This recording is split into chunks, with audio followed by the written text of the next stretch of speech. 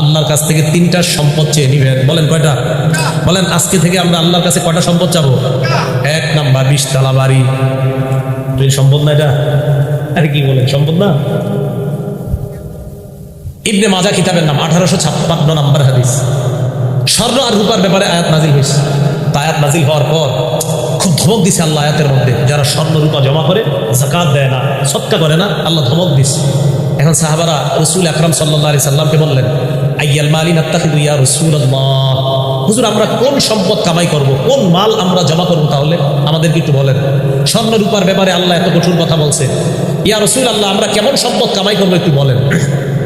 তো রাসূল আকরাম সাল্লাল্লাহু আলাইহি সাল্লাম একটু রাগ হয়ে গেছে যে আমার সাহাবারা সম্পদের কথা জিজ্ঞেস করলো কেন, রাগ হয়ে চলে গেছে। হযরত ওমর ফারুক রাদিয়াল্লাহু তাআলা আনহু সাহাবাদেরকে বললেন, তোমরা থামো, আমি বিষয়টা যাই না তোমাদেরকে জানাইতেছি। নবীজির মেজাজ খুব বুঝতেন হযরত ওমর ফারুক রাদিয়াল্লাহু তাআলা।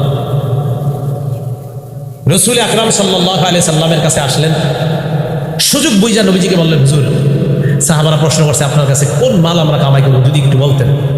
নবীজি বলছিল আচ্ছা আচ্ছা, মানে এখন রাগ ঠান্ডা আছে। আল্লাহ নবী বললেন, লিয়াত্তাখিজ আহাদুকুম কলবান শাকিরা, 1 নাম্বার তোমাদের সবাই যেন কামাই করো কলবান শাকিরা, এমন একটা কলব যে কলবটা বেশি বেশি আল্লাহর শুকরিয়া আদায় করতে পারে।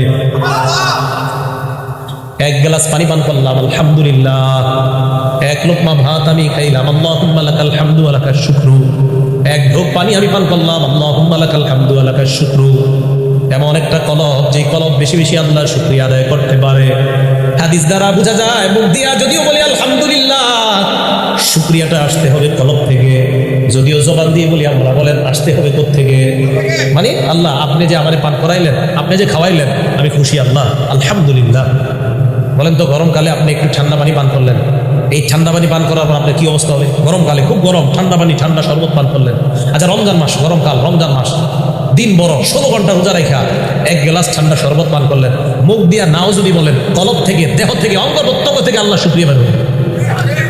তাহলে কলব এমন একটা কলব যে কলবটা বেশি বেশি শুকরিয়া আদায় করতে পারে। 2 নাম্বার কলবা ওয়ালিসাদান যাকিরা, এমন একটা জিহ্বা যে জিহ্বা বেশি বেশি আল্লাহর জিকির করতে পারে, যে জিহ্বা বেশি বেশি কার জিকির করে? আল্লাহর জিকির করে। তিরমিজি শরীফের 3376 নম্বর হাদিসের বর্ণনা, সুইলা রাসূলুল্লাহ সাল্লাল্লাহু আলাইহি ওয়াসাল্লাম আইয়ুল ইবাদি আফযালু দারাজাতান ইনদাল্লাহি ইয়াউমাল কিয়ামা, নবীজিকে প্রশ্ন করা হয়েছে, ইয়া রাসূলুল্লাহ কিয়ামতের ময়দানে আল্লাহর কাছে সবচাইতে মর্যাদাবান বান্দা বান্দি কারা আপনার কাছে জানতে চাই। নবীজি জবাব দিলেন, আয-যাকিরুনাল্লাহ কাসীরা ওয়াজ-যাকিরাত, যেই সমস্ত নারী পুরুষ বেশি বেশি আল্লাহর জিকির আদায়